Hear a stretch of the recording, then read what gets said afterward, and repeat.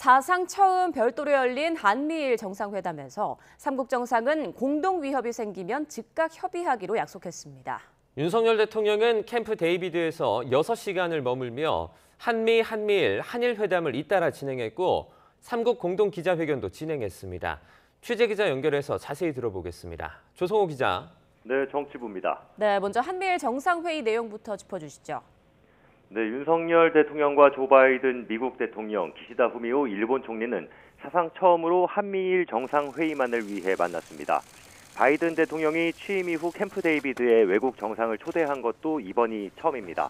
한미일 정상은 하늘색 와이셔츠에 넥타이를 매지 않은 다소 편한 차림으로 친분을 과시했습니다. 새 정상은 공개 모두 발언을 통해 민주주의 수호를 위해 모였고 삼국 협력의 새로운 장이 열린다, 새 역사다 이런 키워드를 강조했습니다. 윤 대통령 발언 들어보시겠습니다.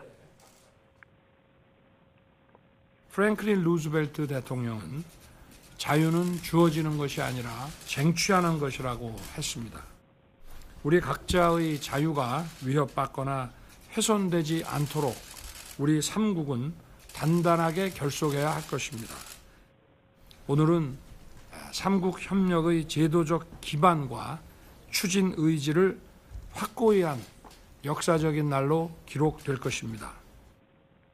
앞서 윤 대통령은 캠프 데이비드 첫 일정으로 한미 정상회담을 진행했습니다.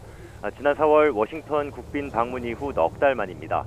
두 정상은 산책 15분에 회담 22분, 40분 가까이 함께하며 워싱턴 선언으로 약속한 확장 억제 실행력을 강화하기 위해 긴밀히 협력해 가기로 했습니다. 윤 대통령은 삼국 공동 오찬을 한 뒤 기시다 총리와 별도의 한일 회담도 진행했는데요. 윤 대통령 취임 이후 첫 해외 일정이었던 지난해 6월 마드리드 나토 정상회의를 계기로 무려 4년 9개월 만에 열린 삼국회담이 캄보디아 프놈펜과 일본 히로시마를 거쳐 미국 워싱턴과 캠프 데이비드에서 정점을 찍은 모양새입니다.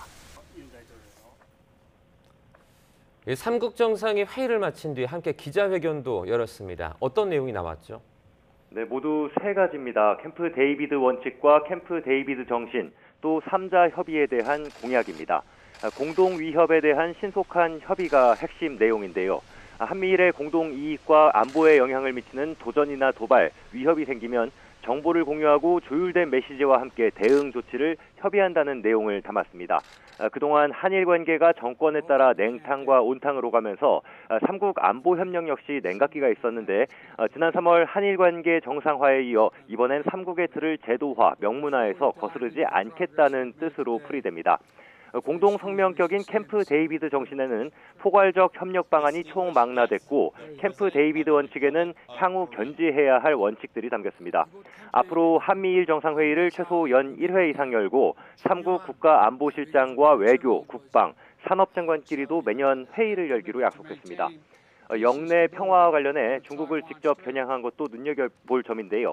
삼국 정상은 남중국해에서 중국에 의한 불법적 해상 영유권 주장을 뒷받침하는 위험하고 공격적인 행동과 관련해 인도태평양 수역에서의 어떤 일방적 현상 변경 시도에도 강하게 반대한다고 명시했습니다.